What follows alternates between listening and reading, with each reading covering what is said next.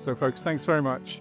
Welcome to the launch event and fireside chat for the Food Education in the Classroom Microcredential, known as Foodie, a new credential for educators, and what we hope will be a transformative collaboration between TC Academy at Teachers College and FoodCorps. Now, in a moment, I'll invite Teachers College President Tom Bailey to say a few words of formal introduction, and then I'll introduce Dr. Pam Koch and Rachel Willis, President of FoodCorps, for a roughly 45-minute fireside chat on how Foodie will prepare K-5 educators to lead food education as an academic discipline that increases student agency and inspires a lifelong, nourishing relationship with food. Pam and Rachel will discuss, among other things, how they're building a future of educators who grow their teaching practices, encourage discovery, and champion students' well-being through food. So first, I'd like to invite President Bailey to say a few words by way of welcome. Well, thank you, Will. So, it's an honor to welcome you here for the launch of Foodie. Foodie, which stands for Food Education in the Classroom Microcredential. This program represents an exciting collaboration between TC and FoodCorps, bringing together world-class academic research and pedagogy with an organization that reaches more than 500,000 students annually across the country. This is exactly the kind of partnership that translates TC's scholarship into tangible changes in schools. Foodie makes the case, backed by TC research, that food education is a rigorous academic field spanning biology, ecology, environmental science, sociology, history, and more. Our inaugural participants are helping to elevate this discipline so that educators feel confident in teaching it and students will benefit from it. Of course, we know that what students learn about food is in fact shapes what they eat, and that shapes their health, their academic performance, and their lifelong habits. This microcredential will equip K-5 teachers with evidence-based tools to make food a source of health, joy, and agency for their students. At its core, Foodie is really about equity. The program addresses systemic barriers to nourishing meals, centers student agency and self-advocacy, and ensures that food education is accessible, particularly to those who have historically had the least access to nutritious food. And every educator who completes Foodie joins a growing national network of food education champions. Teachers College is not just offering a course here, we are building a community and a movement to transform how schools across the country think about food, health, and learning. Foodie is the latest addition to the TC Academy's expanding portfolio of microcredentials, which now spans multiple areas of study, including health, education, and psychology. TC Academy is becoming a destination for working professionals who want flexible, rigorous, and career-advancing learning, and Foodie is a proud reflection of that growing commitment. Thank you.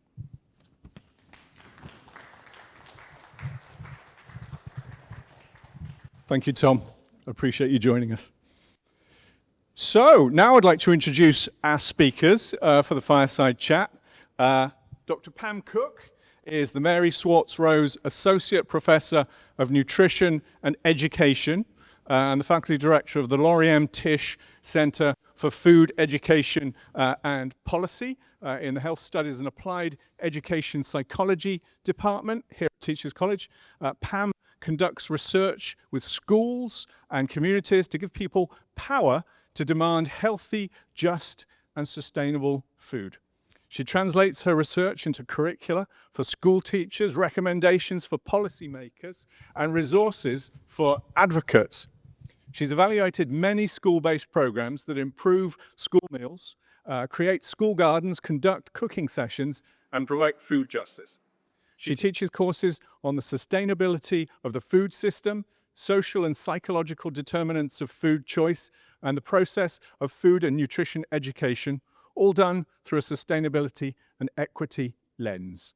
She's also taught an online professional development course for educators teaching food and nutrition for all. That was taken by over 800 educators.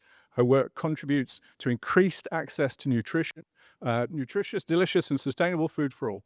She completed her BS and her MS at Rutgers University and her EDD and RDN right here at Teachers College. Pam, welcome to you.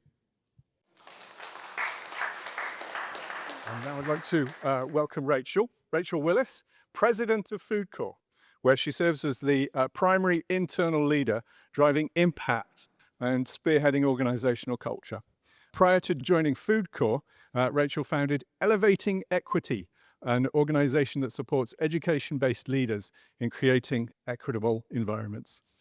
Through Elevating Equity, Rachel led professional development workshops and conducted equity audits for over 6,000 education leaders nationwide. Rachel entered the field of education as a Teach for America core member and has more than a decade of experience teaching in K-12 schools and universities. Rachel earned numerous accolades, including the 2009 Atlanta Public Schools Elementary Teacher of the Year and the 2010 Milken Educator Award. She served on former Governor Nathan Deal's Education Advisory Board and as a trustee for the Teachers Retirement System of Georgia. Additionally, she has led leadership development at Teach for America and designed programming for principals at Teachers College. Rachel holds a BA in Government from Smith College and an MEd Organization and Leadership from right here, Teachers College. Welcome to you both, and thank you for joining us this evening for this Fireside chat.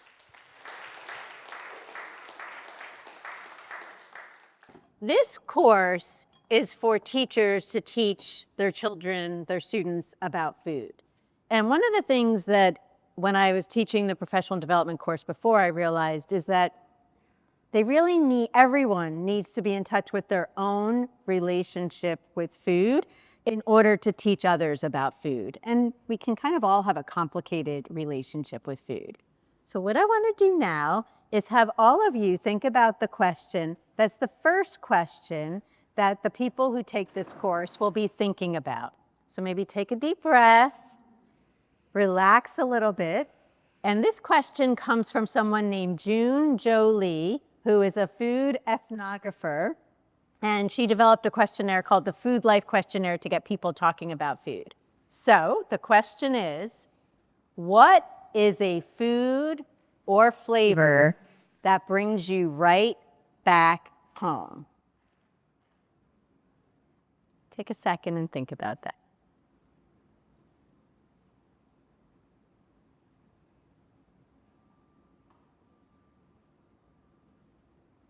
As I was prepping for this, I asked my 24-year-old son that question, and he said meatballs, because I make a lot of meatballs, and my mom made a lot of meatballs. And I'm going to turn it over to Rachel. I love that. I think for me, the food that brings me back home, they're collard greens. My mom loves them, but my dad is obsessed, so much so that half the garden this year is collard greens. And I'm like, who's going to wash that, Daddy? As I think about TC, I was just sharing too, it's the curry chicken that's across the street at Apple Tree that sustained me through my master's degree. For those of you who haven't met me, my name is Rachel Willis, and I am so excited to be back here today in Everett Lounge as we are discussing the Microcredential. FoodCorps is an organization that works to advance children's health and education and well-being through food in school, and our North Star is ultimately that all students are going to have access to food and education and free nourishing meals in schools. We define nourishing as locally sourced, scratch-cooked, culturally affirming meals that taste like home and that are student-driven. Kids are craving it. They want to taste it. They're asking for it to show up on their menus, and that's the work that the folks we place in schools are doing every single day, both teaching food education like we're going to talk about today, as well as meeting with students, learning about what is it that you want to see on that menu? What is exciting to you? What are those tastes that need to show up on the plate so it's going to feel like home and you're going to feel nourished during the day? FoodCorps, for over a decade, our first 14 years, we were funded primarily through AmeriCorps. That was our largest funding stream. And last year, with the loss of federal funding, we started thinking through, how are we going to pivot? How are we going to go from having 150 educators across schools in 18 states? What is that going to look like? And Kurt and I and the leadership team started thinking about what's the thing that we do really well at FoodCorps, and it is developing leaders. So we thought about, what is it going to look like to take all of our years of expertise and be able to propel that forward. I want to go down memory lane with you, Pam, because Kurt and I had a crazy idea to create a micro-credential, and I want to be honest that we didn't tell you this at the time, but when we took you to dinner, we were like, oh my God, we have to have Pam be the professor. And before we could show our hand and tell you that, as we were telling you, like, we know we're going to have to shrink our footprint, but we also want to be able to make sure that all of these children, there are over 30 million elementary school students in America. We want to make sure that every single one of them is still touched by food education. We couldn't do that as AmeriCorps funded, but what if it looked like if we partner with an academic institution? As we talked about it, I remember your eyes lit up over that fantastic pasta, so I definitely believe meatballs are your jam. And you were like, I taught a course similar to this during the pandemic. Can you tell us a little bit about that course? What was the impetus for you creating it, and how is that influencing how we've designed Foodie? Sure. So I've been at Teachers College a long time. I came as a student in 1992. Ellie Krieger, who's right here, was a student with me back then. And I was really lucky that my doctoral dissertation, which I collected the data in 1996, was part of a grant that was actually to get more plant-based foods into schools. We use the word plant-based a lot now. We weren't really using it as much in the 90s, but it was basically vegetables, whole grains, and beans into schools. And what we found out is we had something called Cook Shop that George here is familiar with. And what we had the kids do is cook the recipes that they were going to see in the cafeteria in the classroom. And then we had other students, and this was the idea of late Professor Joan Gussow, who basically said, everyone always says if kids cook something, they'll eat it. But we've never compared that to lessons that are about food, but don't have food in them. So I developed all these lessons that were why to eat vegetables, whole grains, and beans, and I taught them all to all these classes. I promise you I gave it my all, but it had no food. And what we found is that it was only the kids who cooked the food in the classroom and learned about it that were eating it in the cafeteria. We also had students that were what our comparison group that had those foods. And by the way, they had one a day of 13 different foods for at least one a day for 5 months. So if all they needed was to see it in the cafeteria and then they would eat it, we wouldn't have had to do any education. It was only the cooking that worked. And then I spent a long time in schools with grants developing curriculum and evaluating them. I did some evaluation for FoodCorps from 2014 to 2016 and many other organizations. And I finally started to say, what we want to do is something that's actually going to have a bigger impact. And so we now have our Food Education Coalition that is working in New York City. We're actually going to have 500 people here on Monday that are the teachers that have had these grants to do food education, and they'll be talking about them here. And then I know that there was the continuing education opportunity, and I said, let me pass on everything that I've learned for teachers. And as Will said, it was attended by 800 people. It was only offered a few times, but one of those times was right after the pandemic started. And this just shows how special of a place Teachers College is. I was getting all these phone calls from people saying, all these food educators suddenly lost their jobs. Can you offer your class? And by the way, can you offer it for free because they just lost their jobs? And I got approval to have 500 people take the class. It filled up in a few days. It was kind of amazing. It was the very beginning of the pandemic. And 178 of those people actually got a certificate of completion, which I thought was pretty good given what was going on at the time. And many, many others did. Some of the course just didn't get to finish it all. So what I think is this is now bringing everything that FoodCorps has together with everything that we have here at Teachers College that I've been so fortunate to be able to do, and bringing it all together into a course that we hope will be taken by many, many people. Yeah. Thank you so much for sharing that story about the connection. It's not just seeing what's in the cafeteria that changes students' behavior. It's also making sure that they have the opportunity to participate in it. And a big part of this micro-credential is teaching, like, how do we make sure there's hands-on learning available for students? Because we know that leads to behavior change. Um, Back in August, we came together in FoodCorps' office and we're dreaming about what do we want to be true for people who finish this micro-credential. And we started off, just like all good teachers do, by backwards planning with lots of markers and dry erase boards. Tell me a little bit about what is it you want people to be able to walk away with who go through this micro-credential? So I thought a lot about this, and I have 5 things that I want to share. First is that I want them to be able to connect to their own food lens. So just like we did at that question at the beginning, that they are really in touch with themselves. With the previous course, the first question that the teachers answered was, tell me a little bit about your history of yourself and food and eating. And I don't think teachers are any different than any other adults in the United States. It was overwhelmingly people saying, I want my kids and my students to have a different experience with food. I feel guilty when I eat things that I shouldn't eat. I just have had a really fraught relationship. And other people said, I used to, and now it's better, or it got better, and then it got worse.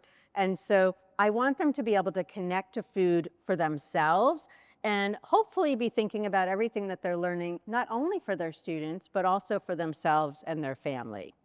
Second, I want them to see the power of food education.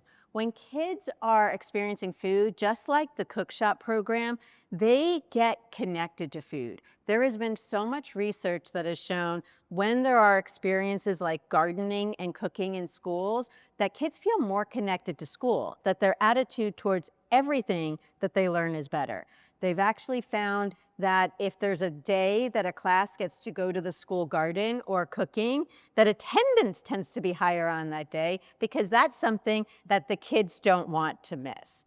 The third thing is, I've often had teachers say, how can I teach about food? I don't have any training in nutrition. And so I want to give them enough of a basis of nutrition that they feel confident that they can teach it.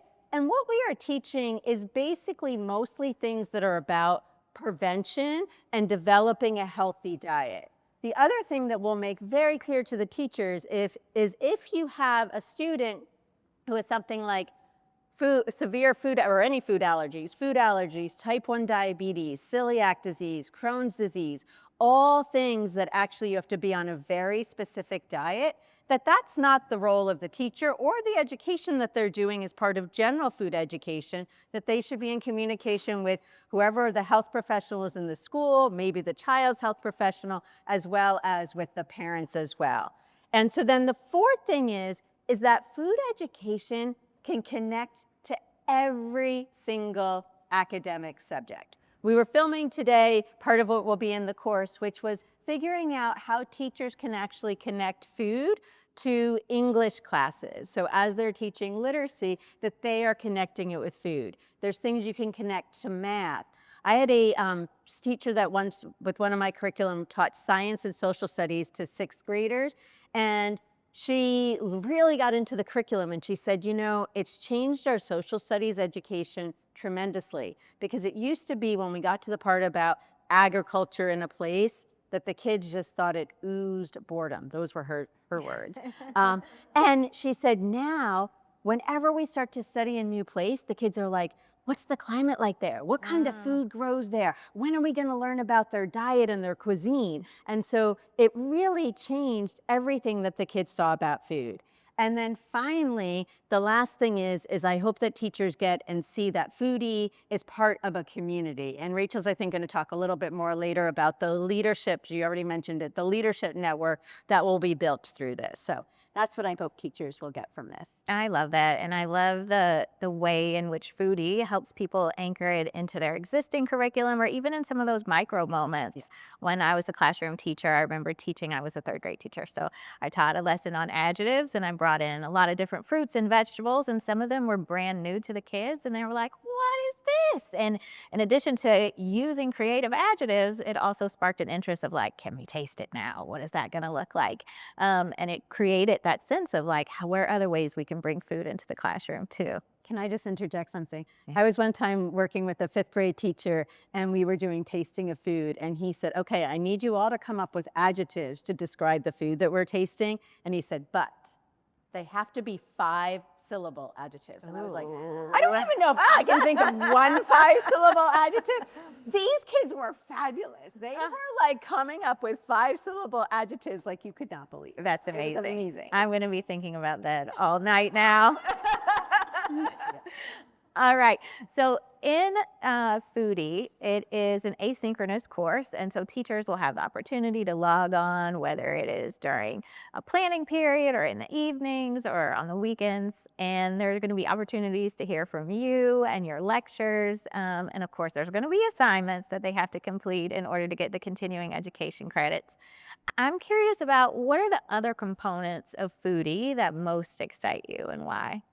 So, you know, I don't know if it's any specific component. I think what excites me the most is that we have worked and the whole entire team. By the way, there's a whole Teachers College team and a whole FoodCorps team that have worked tremendously hard on every single part of this. And we definitely could not have done it alone. It took really these teams that have worked really hard on this.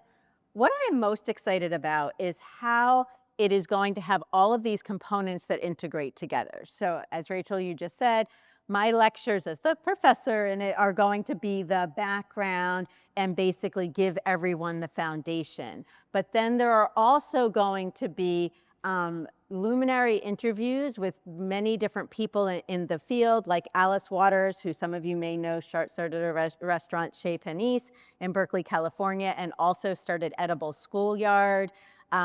Why am I blanking on all the, Junjo Lee, who I talked about, who's the food ethnographer, will be one of the luminaries, as well as John King, who was Secretary of Education under Obama. So there will be these luminary interviews that the co-founder and CEO of FoodCorps, Kurt Ellis, will do with them, so that that will be the inspiration. There's also going to be very practical assignments that teachers will do. During the first lesson, I was really lucky to have somebody at what's called the Digital Futures Initiative here at TC named Min, who created all of these fun interactive games out of curriculum I had done. We're going to have those in there. And then we have all of these filmings. Haley was the one who went to Arkansas to film classrooms to show teachers what food education will look like with a group of students. So what I think is that they're going to be hopefully inspired by thinking about big questions. I hope that they will be thinking about food differently for themselves, but then also get all of these really practical applications for exactly how to do this in their classroom. So I think it's that combination that I hope is really going to be what will make it work. Yep. And I do want to give a shout out, like, Pam and I, this is something we're so excited to be working on, but to her point, there is a huge team behind us. There's a core of 4 of us who are living and breathing Foodie, myself, Pam, Kurt Ellis. We also have Julia Arrington, who is phenomenal and is the VP of Leadership Development at FoodCorps and has helped us spearhead what could this experience look like. And I want to give a shout out to Haley Himwell as well, who has been thinking through how do we make sure that what teachers are experiencing is very actionable and is something that they can apply the very next day. What does that look like? How are we centering their experiences throughout this as well? There are over 30 folks working behind the scenes on both sides of the house who are making this possible, and it has just been amazing and one of the best partnerships I've ever worked in my professional career. So appreciative that it's also from TC, so I get to brag on my school. So Pam, I talked a little bit about funding in the beginning, but while we were in the midst of even dreaming up what Foodie looks like, funding for SNAP Ed ended with the One Big Beautiful Bill. And that led to the loss of 12,000 jobs across the country for food educators who focused on nutrition, either teaching or leading programs across so many classrooms. I'm curious to hear from you. what do you want to be true? Because this is a moment in which this program could potentially fill that gap while also amplifying the work for the 1.9 million elementary school educators who are across the country. What do you want them to be able to walk away with? So, first of all, SNAP-Ed, SNAP-Ed stands for Supplemental Nutrition Assistance Program, which was formerly food stamps. And there was the education part of it that actually had been around for over 3 decades. And it now has ended and is truly a big loss. Not only for the 12,000 people that lost their jobs, but also all of the way more than that people who received education from them and were part of communities. I was actually part of a group with the Society for Nutrition, Education, and Behavior that analyzed media articles that came out about SNAP-Ed ending, and it's from every state in this country, articles that are just about this great loss. So, good. Sad that it's lost, but what can we do that will help to really make a difference? I actually want to set a little bit of a stage before I do that. We rely on nature to produce our food. The way we have produced our food in our country and as well as around the world has changed pretty dramatically, particularly after World War II. And therefore now the way that we are producing our food is actually having really pretty negative impacts on our ecosystem and is actually both a contributor to climate change. 30% of greenhouse gases actually come from how we produce our food. At the same time as how we produce our food and the ways it will be produced are going to be affected by climate change. So it is both contributing to, but also affecting climate change. At the same time, nutrition science has expanded tremendously, which, by the way, our program, the nutrition program at Teachers College, which was started by Mary Swartz Rose, I'm very honored to be the Mary Swartz Rose professor, was actually started before the first vitamin was discovered, right? And so nutrition science is a relatively new science with a lot of, discovering what is essential, but then also now discovering, which was also just since like the 70s or 80s, is that how we eat affects our long-term health as well. Unfortunately, as our food industry became more and more part of our capitalistic system, which is to make profits, what we know in nutrition science of what would be a healthy diet and what we have available to us is very, very different. And just to give you an example of that is that one of our doctoral students who just graduated last week, she did an analysis of nationally available data from something called the National Health and Nutrition Examination Survey, NHANES, and it was with 13,850 kids. And this was from 2001 to 2023. Our food supply, 2/3 of the foods are what are called ultra-processed foods. That means they have ingredients in them that basically make them that humans will want to keep eating them, right? And the term that's used for that is hyper-palatable ingredients. So it's like the bet you can't eat just one in real life, right? That's what they're trying to do. What she found when she analyzed these data for these 13,000 kids is the average amount of ultra-processed foods they were eating, you can probably guess, is 2/3, 66%. What the food supply offers, right? Of course, that's what they're eating. What was even more shocking to me is that the kids that were eating less than 10% ultra-processed foods, meaning they were eating mostly whole foods, was 0.14%. 0.14%. So basically like 14 in 1,000 kids, right? The number of kids who were eating between 90 and 100% ultra-processed foods was 8.2%. If I'd actually made that from 80 to 90, it would have been much higher. So that is what is set up.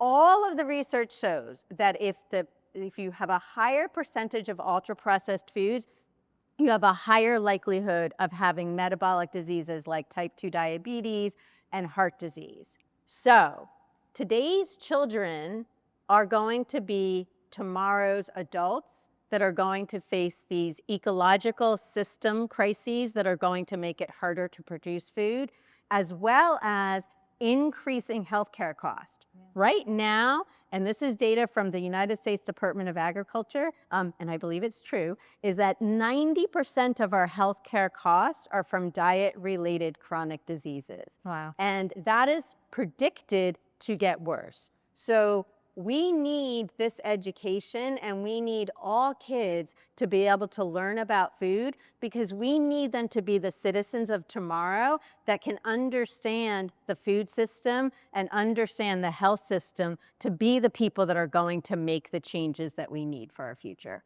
Yeah, that is so powerful hearing that statistic that it's 90%. For me, it's been interesting because I look back and I'm like, I wish I had this type of education when I was growing up, because there have been so many things I've had to unlearn in my own eating. And what I love about this course is that you're allowing people to do that with grace and dignity, and then think about, okay, now that I have made peace with it, what does it look like for me to now invest in my students? How do I have these conversations without coming from a deficit mindset? And I think that's been really beautiful to watch you do. What do you hope is true in classrooms a month after someone completes Foodie? So what I hope is that the teacher has figured out some way to integrate food into the curriculum, even if it's in a really small way. And I'll give you an example. When my son, who's now in his 20s, so this is a while ago, was in 3rd grade, my students were going in and teaching a nutrition lesson to the class as part of their education here. And I got a phone call from one of the parents. It was still when you actually called people up on the phone instead of texting them. But I got a phone call, and she said, "Hi, I know there was a homework assignment about the kids bringing in a snack. Should that be enough snack for the whole class or just for themselves?" And since I knew the student's assignment, and by the way, it wasn't a silly question, because for that class, we were always bringing in snacks for everybody, because they had a really late lunch period and they would have to have a snack in the morning, and the parents took turns bringing in snack. I was like, no, just a single snack. And she's like, well, I want to tell you something. I have no idea what that lesson was that they did, but her son came home and said, I want us to look at all of our foods, and I want us to think differently about food and what we're buying and what we're doing, and went on and on and on. And I said, oh my gosh, thank you. And she's like, why are you saying thank you? And I was like, it was my students that did that. She's like, I had no idea it was your students. I just called you because you always know what the homework is. So that's great. what I would want, is that teachers are doing, that was just one lesson, right? Doing even just little things and doing them more and more, so that their kids can have that same kind of experience like that. That's phenomenal. What do you hope changes for the field? What do you want this to look like years from now? So I hope that it becomes just commonplace that kids would learn about food in schools. I would say there are many, many countries around the world that are doing an incredibly better job of this than we are here, that kids are doing cooking and never stopped doing cooking in schools. Yeah. We did cooking in schools here once upon a time, and make it that schools have gardens, and make this something that is happening for everyone.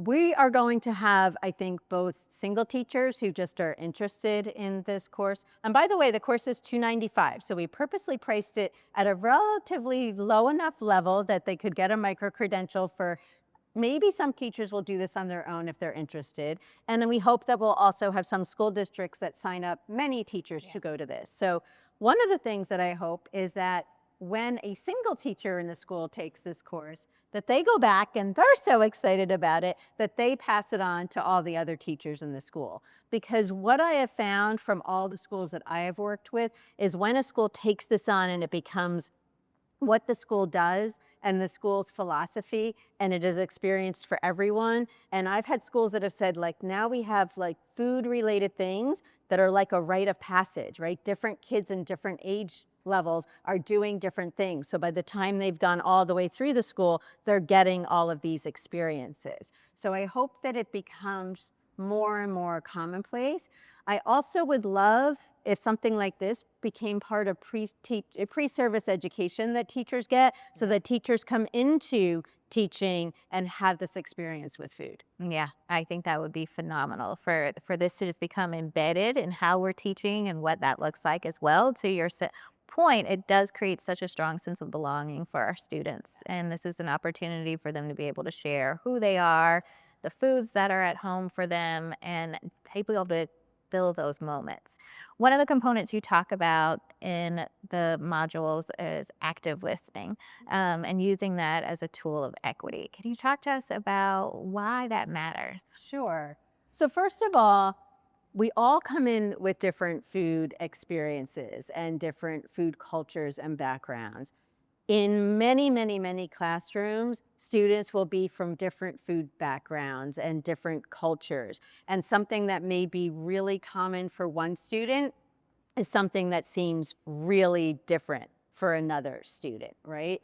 And so what we would want is that through a teacher demonstrating active listening, through a teacher demonstrating curiosity, through a teacher demonstrating acceptance of others, recognizing the importance of social connections with each other, that then instead of something maybe seeming like, that's a weird lunch, like, why are you bringing that in? It's like, what is that? What does that food mean to your family? Why does that food or flavor bring you right back home, right? Like that it will then become a growth and a curiosity that all of the students will want to learn from each other. We'll see it as a value, seeing that there are people from different backgrounds, with different food traditions, with different food cultures, with foods that maybe they'd never heard of before, let alone tried or eaten before, that they will want to do that. And I think the way to make that happen is when there is an openness and an acceptance and a wanting to hear from everyone and learn from everyone. I think that's great. Thank you so much. Well, now we want to open it up to all of you, and we want to give you a minute to think about what, if any, questions do you all have about foodie for either Pam or myself.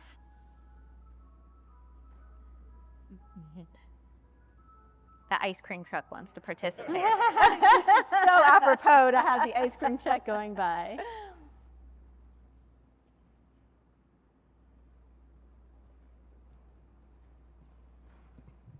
Hello. Hi. My name is Lucia Brea, and I was wondering of how you would bring in families. It's very, kids can say as much as families are the ones buying some of the things at home. So how can we incorporate this learning to also include different families and community members? So I'll tell you about a couple of things that I've done that I think have worked really well. First of all, I think with anything with schooling, it's hard to bring in families, right? Not just with food education, but other things as well. Families can, parents can be very busy and not have, unfortunately not have as much time, particularly parents that are really trying to work, having to work in a lot of different jobs. Once I did a program with a art education organization here in New York City called Studio in a School. If you don't know Studio in a School, they are a great art education organization. And that program was called Art and Healthy Living. And so it was basically bringing together art education and food education. Truthfully, for that program, which is kind of an aside, is the whole purpose was to get kids to eat the vegetables in the salad bar at school lunch. So what we were having the art teachers talk about and the nutrition teachers talk about and the classroom teachers talk about is like, look for all your colors at school lunch and eat those. But what we did is we had all of the kids made art, and it was an art education program, so the art was absolutely beautiful. And we had a family night where the families came in to see the art, and the kids were so excited about their art that it helped all the families to come in. And I remember at one school that I was at where we did this, a mom came up to me and she said, it's kind of similar to the story I just told about the mom from my son's class. But she said, well, I had to come in and see this because now we go down the produce aisle at the supermarket and my daughter is saying, let's buy this, let's buy that, let's buy this. And she said, I had to figure out what was the program that got her so excited about buying vegetables. So I think maybe if you can have something that the kids are creating something, and then you can invite the families in and you can talk about what you're learning in school, you can do that. Also, I think it's really important for schools, particularly a lot of the schools that we're hoping will be part of this program, that the schools are making sure that they are providing families with all of the resources that they can have. So like if there's families that are eligible for SNAP and aren't on SNAP, that they are getting connected for that. So they have the resources to be able to come to school. Ellie's daughter and my sons went to the same school. I was at PS 75 the other day and they now have a food pantry in the school, which is great, right? So like schools that can do that, and it looked like, I only saw a little bit of it, but it looked like it had great food. And so schools can then be making sure they're bringing the resources in so families feel like school is not only a place for learning, but also for getting all of the resources that they need to be able to buy the foods that they want to have and have that happen. Yeah, and I would add on to that, in Foodie, we talk about what does family engagement look like. There is a session where Pam walks us through what is the connection between the classroom and the cafeteria, the garden, and then to home. And so one of the things we hadn't touched on yet are the access to resources that participants are going to have. So we're very excited to be able to share some of our partners' standards and the types of things that are being taught when it comes to food education. And we're also giving access to participants in terms of what are FoodCorps resources. So we're releasing our curriculum to participants. We're also including things like, how do we do family engagement? What does that look like? Here's a guide for how we've approached it in our work. Here's how we do taste tests and what that'll look like. So folks are gonna have access to that. And I think what's really special about this program is that sometimes you do micro-credentials and it's like, I learned a ton, that was great. And now what? And one of the things that I love about brain-based science is that you learn, like, when you don't use your dendrites, the brain just assumes like, oh, I didn't need that, so I'm just gonna go ahead, my brain, those dendrites are gonna shrink it and reuse it. It's kind of like, for those of us who were around in the 90s, if you rewound those VCR tapes and just re-record it, that's what your brain does too. It's like, all right, I'm just gonna re-record over this soap opera you taped and put on the next show that's important. And so what FoodCorps is hoping to do in partnership is make sure that that community stays intact. So each cohort that goes through is going to be invited into FoodCorps Leadership Network, which is an online platform for educators to stay connected. That's where all of the resources are going to live, is where discussions are going to happen in the course. And it means that they're going to have lifetime access to this as well.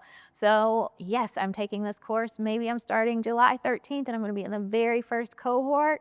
But if I want to reconnect and see how people are doing it, or someone who's taking this course 2 years later, what's the thing that they've tried? What maybe has been updated? What's something I could beg, borrow, and reuse within my classroom, then they will have access to each other. And as we share new updates of resources, they'll be some of the first people to get that as well, so that community continues.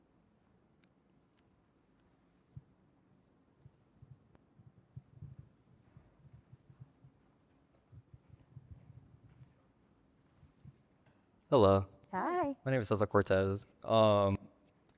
2016, 2017 alumni of FoodCorps. Nice. Also was a recipient of your collaboration with ASU Yes. for the Food Sustainability Policy wonderful. Program. So thank you, first of all. Absolutely. I noticed that it's for K through 5. I'm a high school teacher. Yeah. Do you feel like that could be easily modified for, I'm more of like a 9th grade teacher. Do you think that could be easily modified for 9th graders? So I would say, you know, 9th graders are really different than kindergartners, right? And definitely still really different than 5th graders. So we thought a lot about this. And when I did the course the first time, we did say it was K to 12. And I tried to put in different things for different levels.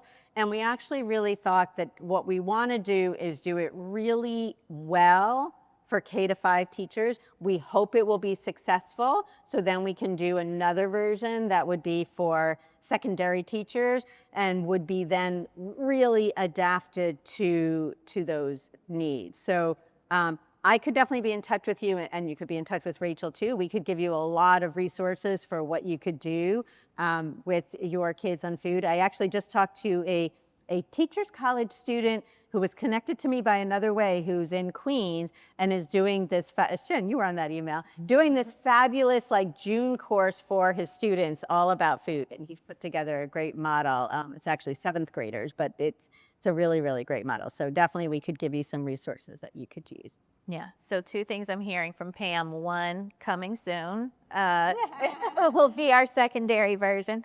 And what I'll say is, I think as an educator, we're always so creative and we're thinking about how can we apply this. There's some really strong foundational knowledge just about like, what is the food system? How do kids experience that? I think all of those pieces are things that would be really helpful and anyone could love. And I think then thinking about when I was in the classroom, I had an amazing opportunity to like go through biology and think through what is it going to look like for me to take this course that folks are doing in 10th grade biology and then be able to bring it to my kids in 3rd grade. And so what was a biology lesson, I was able to transfer into, we're going to do probability and genetics and think through that. So I think there are parts that are absolutely applicable, and then there are other parts that's like, how far do you want to go with your imagination and think through how you could apply it? But those foundational pieces are there. Yeah. And definitely, we're going to get you signed up for the FoodCorps Leadership Network for other folks who are thinking about the same thing as you. Thank you. Hi, my name is Adipon Savitz. I'm a community gardener. I volunteer in community gardens in the Bronx. And my question is more about these classes that you have that are teachers. Have the schools, are there a lot of schools that have gardens that they can work with? And have the participants in your class, have they talked and asked more about hands-on gardening to build into this? Because as a community gardener, I noticed that there are a lot of folks, adults, not just kids, that don't know what a seed is, what to do with the seed, how to plant their food. So I'm wondering if there's any part of gardening built in, or is it something to incorporate that in the future? So we definitely talk a lot about gardening. I would say this program isn't specifically about how to create a school garden, but more for if you have a garden, how do you make sure that the garden is being integrated into the curriculum? Because yes, learning gardening is really important. And when it's part of a school day, it is so much better when it can be that you are going to the garden for science class to learn about the structure and function of plants, or going to the garden for literacy and writing a poem about something that you're seeing in the garden. But I hope that there can be more opportunities for them to do that. And I think it is really, really important because, as you know, Adipon works with me, so I know her very well. Once you start gardening, it stays with you and you want to keep gardening. So I think if kids get that experience in school, it will be something that stays with them. So my name's Pat Sal, and I'm a neighbor of Pam's. And I know about ultra-processed food because Pam helped me learn more about nutrition for myself. Yeah. So it's kind of a basic question because how are you actually going to get this class to, I assume it's limited at this point to educators involved, K through 5. And are there opportunities to make donations to help with scholarships? Ah, I love that. all right, Will is the person. Yes.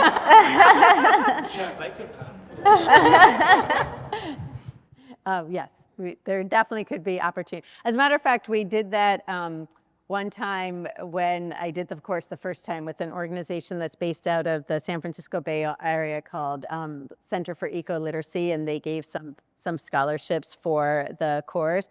And I will tell you that one person who took the course, who's actually now in Arkansas, then ended up creating a whole guide for how schools could basically audit the waste in the cafeteria. And she is a firecracker. She's in Arkansas, and Arkansas has a little bit different politics than New York. Obviously, I don't know any of your politics.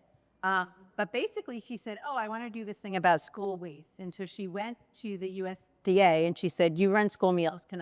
I want to create a guide that I want you to basically put your name on that is about school. And they were like, oh, if it's waste, it's the EPA. She went to the EPA and the EPA is like, oh, if it's school meals, it's the USDA. She's like, all right, we're going to have both of your logos on this. And I'm going to get my Republican senator, even though that was not who she personally aligned with, to make sure that it happens, and she created this guide. So that came from somebody that had a scholarship in this course, and she definitely had the motivation before. I'm not giving the course all the credit, but hopefully we can have some scholarships. Yeah.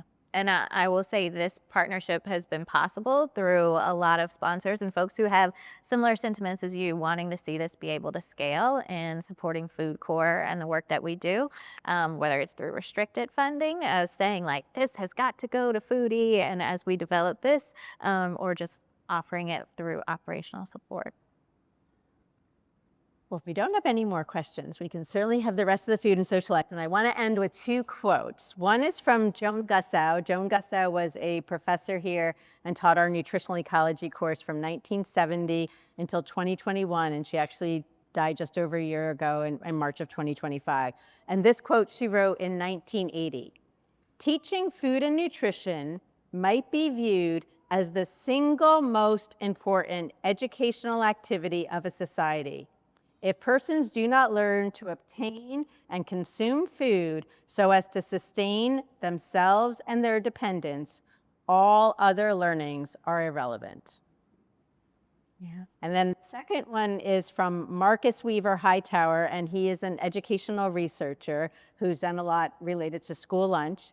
Teaching about food holds the power to transform not only what appears on children's noontime trays, but also the very future of our planet and our societies.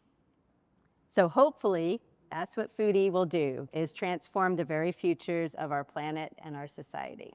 I really want to thank all of you for coming, both those of you that I know and those of you who are new faces. And thank you for your support of this partnership, this amazing partnership with FoodCorps for Foodie. And thank you for your brilliance, Pam. This isn't possible without you. Thank you, Pam Koch and Rachel Willis.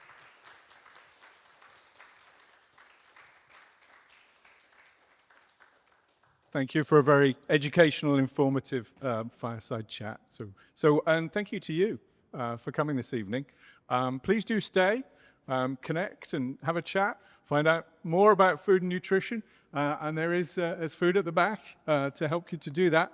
And also in the bag that we gave you, there is a postcard with some smiley faces on. If you'd like to give us some feedback, it's always much appreciated.